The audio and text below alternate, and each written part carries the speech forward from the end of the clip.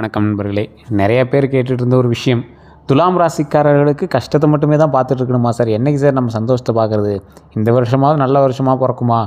இந்த வருஷமாவது நல்லது நடக்குமான்னு கேட்டுருந்தேன். உங்களுக்கான பணநிலை எப்படி இருக்க போகுது, வேலை தொழில் எப்படி இருக்க போகுது, காதல் குடும்பம் எப்படி இருக்க போகுது, ஆரோக்கியம் எப்படி இருக்க போகுது, சரி ஓரளவு கொஞ்சம் முன்ன பின்ன இருக்குமா இல்லை நல்லா இருக்குமா, அப்படி இருந்தால் அதுக்கு என்ன பரிகாரங்கள், இது எல்லாத்தையும் தெளிவாக உங்களுக்கு சொல்ல போகிறோம். 2026 சித்திரை 1 உங்களுக்கு தமிழ் வருடப்பிறப்பு பிறக்குது. அது ஏப்ரல் 14 பிறக்குது அப்படின்னு உங்களுக்கு நல்லாவே தெரியும். இந்த ராசிக்காரர்களுடைய குணாதிசயங்கள் அப்படின்னு பார்த்திங்கன்னா ரொம்ப எளிமையாக சொல்லலாம். கடவுளினுடைய மறுபிறப்பு. உங்களுடைய குலதெய்வம் ஒன்று இருக்குது அப்படின்னா குலதெய்வத்தினுடைய ஆற்றல் பெற்றவர்கள் தான் இந்த துலாம் ராசியில் பிறக்க முடியும். சார், துலாம் ராசியில் இன்னொரு விஷயம் நல்லா பாருங்கள். துலாம் ராசியில் இருக்கிறவங்களுக்கு தெய்வத்தினுடைய ஆற்றலை விட குலதெய்வத்தினுடைய அனுகிரகம் அதிகமாக இருக்கும். அது எப்படி வச்சு கண்டுபிடிக்கலாம் அப்படின்னா, உங்கள் வீட்டில் ஏதாவது ஒரு இன்சிடென்ட் நடக்குது அப்படின்னா அது வந்து உங்களுக்கு முன்கூட்டியே தெரிய ஆரம்பிக்கும். யாரையாவது நீங்கள் பார்க்குறீங்க அப்படின்னா அவன் நல்லவனா கேட்டவனான்னு ஈஸியாக உங்களால் கால்குலேட் பண்ண முடியும். ஆனால் நீங்கள் உங்களால் வாய் திறந்து சொல்ல முடியாது. ஏதோ ஒரு தெய்வீக ஆற்றல் ஒரு உங்களுக்கு சொல்லுது அப்படிங்கிறத நீங்கள் நல்லா உங்களால் ஐடென்டிஃபை பண்ண முடியும், உங்களால் ஈஸியாக கணிக்க முடியும். ஆனால் அதை வந்து அவுட்புட்டாக வந்து உங்களால் சொல்கிறதுக்கான தயக்கமும் நிதானமும் உங்கள்கிட்ட இருக்காது. சிலருக்கு துலாம் ராசிக்காரர்களுக்கு சாமியும் வர ஆரம்பிக்கும். ஒரு சில இடங்களுக்கு போனீங்க அப்படின்னா ஒரு தெய்வீக ஆற்றல் உங்கள்கிட்ட இருக்குது அப்படின்னு தெரியாது. எந்த தெய்வத்தால் அந்த ஆற்றல்னு தெரியாது. குலதெய்வமா இல்லை மற்ற தெய்வமா இல்லை இஷ்ட தெய்வமானு தெரியாது. அதே போல் ஒரு விஷயம் வந்து நடக்குது அப்படின்னா அதுக்கு இன்ட்யூஷனாக வந்து முன்னாடியே உங்களுக்கு எல்லா இன்டிமேஷனும் கொடுக்க ஆரம்பிக்கும். இந்த மாதிரி இருக்கக்கூடிய ராசிக்காரர்களுக்கு அதிகமாக துரோகத்தை மட்டுமே சந்திச்ச ராசி. தெரிஞ்சும் போய் மாட்டுவாங்கள்ல, அந்த மாதிரி நிறைய பேர் மாட்டின ராசியில் இந்த துலாம் ராசி ஒன்று. துலாம் ராசிக்கு பொதுவான ஒரு பலன் சொல்லணும் அப்படின்னா அதிபதி சுக்கிரன் 2026 உங்களோட வாழ்க்கையில் சமநிலையும் மாற்றங்களும் கொஞ்சம் அதிகமாகவே இருக்கும். முக்கியமான கிரக நிலையினுடைய மாற்றங்கள் எப்படி இருக்க போகுது அப்படின்னா, சனி வந்து பொறுப்புகளை அதிகரிக்கும். எந்த அளவுக்கு பொறுப்பு அதிகரிக்கும், உங்களுக்கு எந்த அளவுக்கு வளர்ச்சியை கொண்டு வரப்போகுது அப்படிங்கிறத தெளிவாக இந்த காலகட்டத்தில் உங்களுக்கு வந்து ப்ரூவ் பண்ணிடலாம். உங்களுக்கு சில பாடங்களை கற்றுக் கொடுத்து அதன் மூலமாக பல உயர்வுகளை வந்து கொடுக்க ஆரம்பிக்கும். அதே போல் குரு வந்து வளர்ச்சிக்கான வாய்ப்பை வந்து அதிகப்படுத்தி கொடுக்கும். வளர்ச்சிக்கான வாய்ப்பு அதிகம் பண்ணி கொடுக்கும். அந்த வாய்ப்பை எப்படி பயன்படுத்திக்கிறீங்க அப்படிங்கிறது உங்களோட கையில் தான் இருக்குது. அதே போல் ராகு கேது மன அழுத்தம் சில நேரங்களில் இருக்கும். ஆனால் அந்த நேரத்தில் நீங்கள் கொஞ்சம் அப்படியே தெளிவாக பொறுமையாக நிதானமாக ஹேண்டில் பண்ணிங்க அப்படின்னா அதுலேயும் சக்ஸஸ் உண்டு. இந்த வருஷம் பழைய பிரச்சனைகள் எல்லாமே உங்களுக்கு தீரப்போகுது. புதிய வாய்ப்புகள் வரக்கூடிய ஒரு முக்கியமான காலகட்டமாகவும் இருக்க போகுது. புதிய வாய்ப்புகள்னால் என்ன? கவர்மெண்ட் எக்ஸாம் படிச்சிருந்தீங்க, கவர்மெண்ட் வாய்ப்பு கிடைக்கும். பென்ஷன் திட்டம்லாம் ஓப்பன் ஆச்சு பார்த்திங்கன்னா, அந்த மாதிரி ஏதோ உங்களுக்கு ஒரு ப்ளஸ் பாயிண்ட் உங்களுக்கு கிடைக்கும். தொழிலில் நல்ல முன்னேற்றம் கிடைக்கும். ரொம்ப புதிய தொழில்களை நீங்கள் வந்து தொடங்குவீங்க. அதே போல் ஒரு விஷயத்தில் நீங்கள் எச்சரிக்கையாக இருக்கணும். முடிவு எடுக்கும்போது ரொம்பவே கவனமாக இருக்கணும். துலாம் ராசிக்காரர்களுக்கு ஒரு பெரிய விஷயமே தான். முடிவெடுக்கும் போது தயவு செய்து கொஞ்சம் நிதானமாக பொறுமையாக நிதானித்து செயல்படுங்க. அதே போல் பணம், நிதி நிலைமை இதெல்லாம் எப்படி இருக்கும் அப்படின்னு பார்த்திங்கன்னா, இந்த வருஷம் பண வரவு வந்து கொஞ்சம் மெதுவாக தான் இருக்கும். ஆனால் உறுதியானதாக இருக்கும். ஒரு எக்ஸாம்பிளுக்கு திடீர் பண வரவு வந்து அப்பப்போ வந்துட்டு போகும். ஆனால் உங்களுக்கு நிலையான ஒரு வருமானத்தை கொண்டு வந்து கொடுக்கும். ஒன்றே நல்ல ஒரு வேலை கிடைக்கும், இல்லையா நிரந்தர தொழில் அமையும். ஒவ்வொருத்தர் கேட்பாங்க, இன்னும் நீ இப்படியே தான் இருக்கியா, செட்டில் ஆகலையா அப்படின்னு கேட்பாங்கள்ல. அந்த மாதிரி செட்டில் ஆகக்கூடிய ஒரு தருணமாக இந்த காலகட்டம் உங்களுக்கு அமையுது. சரி சார், மெதுவான வருமானம் உறுதியான வருமானங்கிறீங்க, ஏதாவது அதீத முதலீடுகள் போட்டு பண்ணலாம் அப்படின்னு இருக்கும் அப்படின்னா அதெல்லாம் நான் ஓப்பனாக தெளிவாக அப்படியே ஒவ்வொன்றா சொல்லிட்டு வரேன். ஸ்கிப் பண்ணாமல் பாருங்கள். முதல் பாயிண்ட், உங்களுக்கு எந்த விஷயத்தில் நல்ல அம்சங்கள் இருக்குது அப்படின்னா சேமிப்பு அதிகரிக்கக்கூடிய ஒரு நேரமாக இந்த நேரம் அமையுதுங்க. சேமிப்பு அதிகரிக்குது அப்படின்னா எப்படி இருக்கும்? நீங்கள் சேமிக்கிற அளவுக்கு உங்கள் கைக்கு பணம் வரணும். அப்போ தான் நீங்கள் சேமிப்பு அதிகப்படுத்த முடியும். அதே போல் உங்களுடைய கடன்கள் கொஞ்சம் சரியாகணும். அப்போ தானே உங்களால் சேமிப்பு அதிகப்படுத்த முடியும். கையில் 100 இருக்குது, ஏற்கனவே கடன் வந்து மாதம் ஒரு 50 ரூபா கட்டணும், மீதி 50 ரூபா செலவுக்கே போய்ட்டுருக்கு. அப்படிங்கிற பட்சத்தில் ஏதோ ஒரு சுமை வந்து உங்களுக்கு சரியாகுது. அந்த சுமை வந்து பிரச்சனை இல்லை, இதுக்கு மேலே சேமிக்கலாம் அப்படிங்கிற மாதிரி நீங்கள் சேமிக்கிறதுக்கான வாய்ப்புகள் அமையுது. அப்போ உங்களுக்கு கடன் பிரச்சனை கொஞ்சம் குறைய ஆரம்பிக்குது. தேவையில்லாத செலவுகள் எல்லாமே கொஞ்சம் குறைய ஆரம்பிக்குது. சேமிப்பை நீங்கள் அதிகப்படுத்துகிறீங்க. அப்போ மைண்டில் நீங்கள் ஃபிக்ஸ் பண்ணிக்கணும், சேமிப்பு இந்த தடவை அதிகப்படுத்தணும், அதன் மூலமாக நம்மளுக்கு நன்மைகள் உண்டுங்கிறது நல்ல மைண்டில் ஞாபகம் வச்சுக்கோங்க. அதே மாதிரி முதலீடு நல்ல பணம் தரக்கூடிய ஒரு காலகட்டமாக இந்த காலகட்டம் அமையுது. அதுக்குன்னு அதீத முதலீடுகள் போட்டிங்க அப்படின்னா கண்டிப்பாக மாட்டிக்குவீங்க. இப்போ அதீத முதலீடுகள்னால் என்ன பண்ணுவீங்க? ரொம்ப அதிக பணம் போடுறீங்க அப்படின்னா கொஞ்சம் யோசித்து பொறுமையாக நிதானமாக பண்ணியாகணும் அப்படிங்கிறத மைண்டில் ஞாபகம் வச்சுக்கணும். அதே மாதிரி சொத்து வாங்கக்கூடிய ஒரு வாய்ப்பு அமையுது. சொத்து வாங்குறீங்க, அது யார் பேரில் வாங்குறதுங்கிற அளவுக்கு யோசிக்க ஆரம்பிக்கிறதுக்கு ஒரு காலகட்டம். இந்த சொத்து வாங்கும்போது கொஞ்சம் நிதானமாக பொறுமையாக வாங்கினீங்க அப்படின்னா ரொம்பவே நல்லதுங்க. சொத்து வாங்குகிற டைமில் ஒரு டைம் நீங்கள் ஜாதகத்தை செக் பண்ணணும். இந்த தசாபுத்தி உங்களுக்கு மேட்ச் ஆகுது. ஏன்னா இப்போ நம்ம சொல்கிறது வந்து பார்த்திங்கன்னா ஓவரால் ஜாதகத்தை சொல்கிறோம். இந்த தசாபுத்தி உங்களுக்கு மேட்ச் ஆகுதா? தசாபுத்தியின் பால் உங்களுக்கு கிரகம் ஒத்துழைக்குதா, கட்டங்கள் உங்களுக்கு ஒத்துழைக்குதா, இது எல்லாத்தையும் நீங்கள் கவனமாக ஒரு டைம் செக் பண்ணிக்கோங்க. அதே போல் இந்த 3 நல்ல விஷயங்கள் உங்களுக்கு இருக்குது அப்படின்னாலும் சேமிப்பு அதிகரிக்கும், முதலீடு நல்ல பலன் தரும், சொத்து வாங்கக்கூடிய வாய்ப்பு இருக்குது. இது 3 இருந்தாலும் நீங்கள் எந்த விஷயத்தில் கவனமாக இருக்கணும் அப்படிங்கிறது ஒன்று இருக்குது. தேவையில்லாத செலவுகளை வந்து தவிர்த்தே ஆகணும். உங்களுடைய ஹேபிட் அப்படி. துலாம் ராசிக்காரன் கையில் காசு இருந்துச்சுன்னா எப்படி செலவாகுதுன்னு அவங்களுக்கே தெரியாது. ஸோ தேவையில்லாத செலவுகள் இருக்குது அப்படின்னா கண்டிப்பாக அதை வந்து தவிர்த்துக்கோங்க. நண்பர்கள் மூலமாக நஷ்டம் ஏற்படுறதுக்கான வாய்ப்புகள் இருக்குது. நண்பர்கள்கிட்ட ரொம்பவே எச்சரிக்கையாக இருக்கக்கூடிய ஒரு காலகட்டமாக இந்த காலகட்டமாக அமையுது. நண்பர்கள்ட்ட வண்டியை கொடுத்துருவீங்க, அவன் தேவையில்லாமல் இங்கே கொண்டு போய் போடுவான். நண்பர்கள் மூலமாக ஏதோ ஒரு தேவையில்லாத ஒரு சிக்கல். நார்மலாக வேறு எதுக்கோ பண்ணுவீங்க, அதுக்கும் பணத்துக்கு சம்மந்தமே இருக்காது. ஆனால் தேவையில்லாமல் எங்கேயோ கொண்டு போய் லாக்கில் மாட்டி விட்டுருப்பான். ஸோ அந்த மாதிரி நண்பர்கள்கிட்ட கொஞ்சம் எச்சரிக்கையாக இருங்க. நல்ல நண்பர்கள்ட்ட கூட இந்த டைம் பண விஷயத்தில் பிரச்சனையாகிறது வாய்ப்புகள் இருக்குது. ஸோ அந்த விஷயத்தில் கொஞ்சம் கவனமாக இருங்க. இந்த சித்திரை மாதத்தில் உங்களுக்கு சிறந்த காலகட்டம் அப்படின்னு பார்த்திங்கன்னா ஜூன் முதல் செப்டம்பர் வரைக்குங்க. ஜூன்லேருந்து செப்டம்பர் வரைக்கும் கொஞ்சம் பொறுமையாக நிதானமாக ஹேண்டில் பண்ணிங்க அப்படின்னா வாய்ப்புகளும் உங்களுக்கு அதிகம், நல்ல நேரமும் அமையுது. அதில் ஜூன் முதல் செப்டம்பர் வரைக்கும் ஒரு அற்புதமான காலகட்டமாகவும் அமையுது.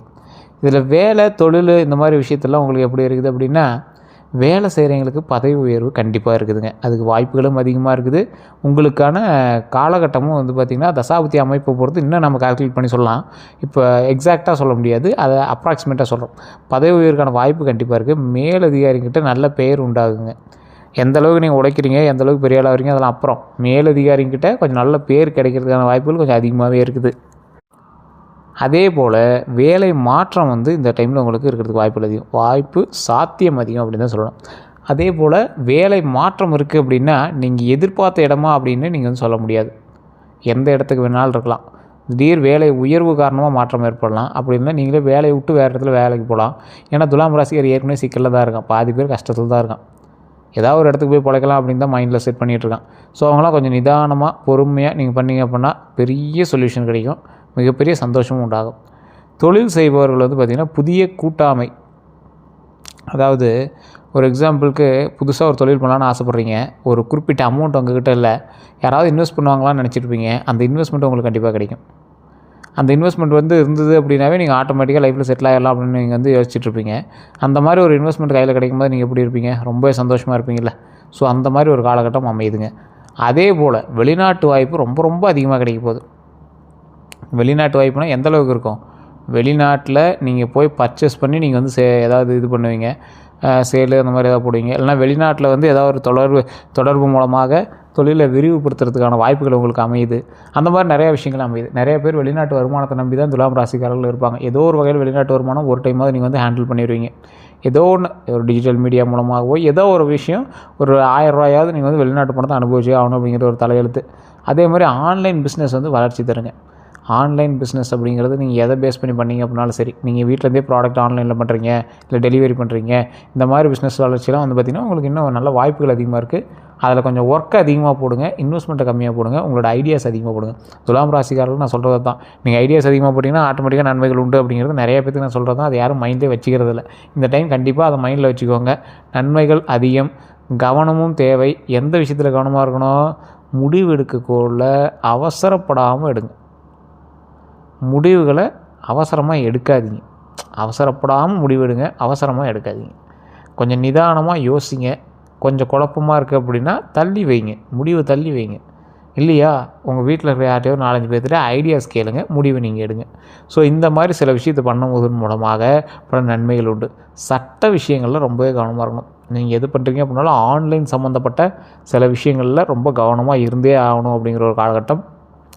ஸோ இந்த மாதிரி சட்ட விஷயங்களில் ரொம்ப ரொம்ப ரொம்ப ரொம்ப ரொம்ப கவனமாக இருந்தே ஆகணும். ஸோ அந்த விஷயத்தை மட்டும் மைண்டில் நல்லா ஞாபகம் வச்சுக்கோங்க. ஏதாவது ஜிஎஸ்டி கட்டாமல் இருக்கீங்க, இல்லை ஏதாவது ஒரு ஃபைல் பண்ணாமல் இருக்கீங்க, அதை பண்ணல இதை பண்ணல அப்படின்னா ஏதாவது இருந்துச்சுன்னா தயவு செஞ்சு அதெல்லாம் பண்ணி சரி பண்ணிக்கோங்க.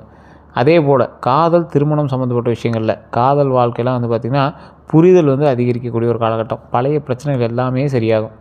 புரிதல் அதிகமாகுது, பழைய பிரச்சனைகள் சரியாகுது. இதை வந்து நல்லா மைண்டில் ஞாபகம் வச்சுக்கோங்க. அதே போல் திருமண வாழ்க்கையில் வந்து பார்த்திங்கன்னா கல்யாண யோகம் அதிகம். இந்த டைமில் திருமணம் ஆகாதீங்க, ஸ்டெப் எடுத்தீங்க அப்படின்னா கண்டிப்பாக ஸ்டெப்பை வந்து உங்களுக்கு ஓகே ஆகும். குடும்ப ஒப்புதல் வந்து கண்டிப்பாக கிடைக்கும். காதல் திருமணமாக இருக்குது அப்படிங்கிற பட்சத்தில் சின்ன சின்ன சண்டைகள்லாம் உங்களுக்கு வந்துட்டு போக தான் இருக்கும். இருந்தாலும் பேசி வந்து அதை சரி பண்ணிக்குவாங்க. பேசிட்டு தான் அதை வந்து சரி பண்ணுமே தவிர தேவையில்லாமல் 3வது நபர்கள் விட்டு சரி பண்ணக்கூடாது. உங்களோட இதுலேயே இருக்குதுங்க, 3வது நபர்கள் உள்ள விட்டிங்கன்னா மாட்டிக்குவீங்க. ஸோ அவன் நியாயம் சொல்கிறான், அவன் தர்மம் சொல்கிறான், பெரியவங்களாக இருக்காங்க, சின்னவங்களாக இருக்காங்க, இவங்க என்ன பண்ணிட போகிறாங்க அப்படிங்கிற ஆளை மட்டும் நீங்கள் வந்து உள்ளே விட்டு யாரும் பேசவே கூடாது. எதாக இருந்தாலும் ஒரு 10 நிமிஷம் உட்காருங்க, பேசுங்க. நீங்களே 2 பேரும் நிதானமாக உட்காந்து பேசி உங்களை பற்றி ஓப்பனாக பேசி அந்த ப்ராப்ளத்தை வந்து சால்வ் பண்ணிக்குவாங்க. குடும்பத்தில் எந்த பிரச்சனையாக இருந்தாலும் சரி, காதல் திருமணமாக இருந்தாலும் சரி, அரேஞ்ச் மேரேஜாக இருந்தாலும் சரி, எல்லாத்துலேயும் சரி, திருமண வாய்ப்புகள் இந்த டைம் இருக்குது. கொஞ்சம் நிதானமாக பொறுமையாக ஹேண்டில் பண்ணிங்க அப்படின்னா அதன் மூலமாகவும் சாத்தியக்கூறுகள் அதிகமாகவே இருக்குது. நல்ல வருமானம் வரக்கூடிய காலகட்டம் தான். அதனால் பயந்துக்கு தேவையில்ல. தொழிலில் முன்னேற்றம் இருக்கக்கூடிய ஒரு காலகட்டம் தான். அதனால் நீங்கள் அதுக்கும் கலங்கி நிற்க தேவையில்ல. அதே போல் தொழில்கள் கொஞ்சம் கொஞ்சமாக தான் சூடு பிடிக்க போகுது. ஆன்லைன் சம்மந்தப்பட்ட தொழில்கள் நல்ல ஒரு முன்னேற்றம் இருக்க போது. ஆன்லைன் சம்மந்தப்பட்ட தொழில்களில் கொஞ்சம் கவனத்தை அதிகமாக செலுத்துங்க. அதீத முதலீடுகள் போடாதீங்க. ஐடியாஸ் அதிகமாக போடுங்க. அதன் மூலமாக பல நன்மைகள் உண்டு. இந்த ராசிக்காரர்களுக்கு இன்னும் வேறு எதுவும் சந்தேகங்கள் இருக்குது அப்படிங்கிற பட்சத்தில் மறக்காமல் கமெண்ட் செக்ஷனில் பதிவிடுங்க. அதே போல் இந்த ராசிக்காரர்கள் நிறையா விஷயத்தை நான் சொல்லியிருப்பேன். ஒவ்வொருத்தரும் ஒரு வகையான கோயில்களுக்கு போய்ட்டு சொல்லியிருப்பேன். இந்த ராசிக்காரர்கள் லட்சுமி நரசிம்மர் வழிபாடு பண்ணுறது ரொம்பவே நல்லது. அதே போல் திருமணமாகி சின்ன சின்ன சண்டைகள் இருக்கக்கூடியவங்க என்ன பண்ணால் சரி பண்ண முடியாது சார் அப்படிங்கிறவங்களாம் கண்டிப்பாக நாமக்கல் மாவட்டம் திருச்செங்கோடு அப்படிங்கிறது சேலம் நாமக்கலுக்கு நடுவில் இருக்கும். திருச்செங்கோடில் அர்த்தநாரீஸ்வரர் கோவில் அப்படின்னு ஒன்று இருக்கும். அர்த்தநாரீஸ்வரர் மலை அது செங்கோடு அப்படிங்கிறது அந்த மலை பேர். மேலே வந்து பார்த்திங்கன்னா அர்த்தநாரீஸ்வரர் சிலை வெள்ளை தசப்பசானத்தால் செய்யப்பட்டது. அதில் வந்து பார்த்திங்கன்னா ஆண்கள் பெண்கள் பெண் இரு சக்தியும் சிவனும் இணைந்திருக்கிற மாதிரி சிலையை அமைச்சிருப்பாங்க. ஒரு காலில் கொலுசு இருக்கும், ஒரு காலில் கொலுசு இருக்காது. முகம் வந்து ஃப்ளாட்டாக இருக்கும். அது வந்து முகம் வந்து தெரிகிற மாதிரி காட்டியிருக்க மாட்டாங்க. அந்த உருவத்திற்கு வந்து அபிஷேகம் கிடையாது. அந்த சிலையின் மீது வந்து பார்த்திங்கன்னா அலங்காரம் பண்ணியிருப்பாங்க. பூஜை பண்ணும்போது அந்த ஒரு கால் மட்டும் தூக்கி காட்டுவாங்க. அதில் கொலுசு இருக்குது அப்படிங்கிறது மென்ஷன் பண்ணி காட்டுவாங்க. அதுக்கு பக்கத்து சன்னதியிலே வந்து பார்த்திங்கன்னா செங்குட்டு வேலவர் அப்படின்னு ஒரு சிலை இருக்குது.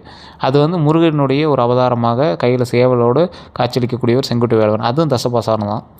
அதே போல் மேலே வந்து பார்த்திங்கன்னா உச்சி பிள்ளையார் கோவில் இருக்குது.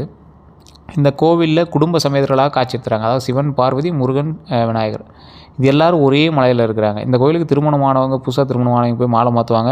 திருமணமாகி பிரச்சனை ஆனவங்க கண்டிப்பாக போய் அந்த இடத்துல பேசினாங்க, சாமி கும்பிட்டாங்க அப்படின்னா கண்டிப்பாக அது சரியாகும். பிரச்சனைகள் எல்லாமே சால்வ் ஆகி சந்தோஷமாக இருப்பாங்க. அந்த மலைக்கு நீங்கள் ஏறும்போதே வந்து பார்த்திங்கன்னா 60 அடி பாம்பு சிலையை நீங்கள் வந்து பார்க்க முடியும். அந்த இடத்துல நீங்கள் ஏதாவது தோஷங்கள் இருந்தாலும் நிவர்த்தி பண்ணிக்க முடியும். ஸோ இந்த மாதிரி ஒரு அற்புதமான ஸ்தலம் அந்த இடத்துல இருக்குது. நீங்கள் எப்போ நீங்கள் போனீங்க அப்படின்னாலும் அந்த கோயிலுக்கு போயிட்டு வாங்க. மிகப்பெரிய ஒரு பாவ விமோச்சன ஸ்தலம். அதே போல் நிறையா பேர் குழந்தை வரம் வேணுங்கிறீங்களும் அந்த கோயிலுக்கு போயிட்டாங்க. பழனியில் கீழே திரு ஆவினங்குடி அப்படிங்கிற கோயில் உங்களுக்கு தெரியும். பழனி அதுதான் வந்து 3வது படைவீடு.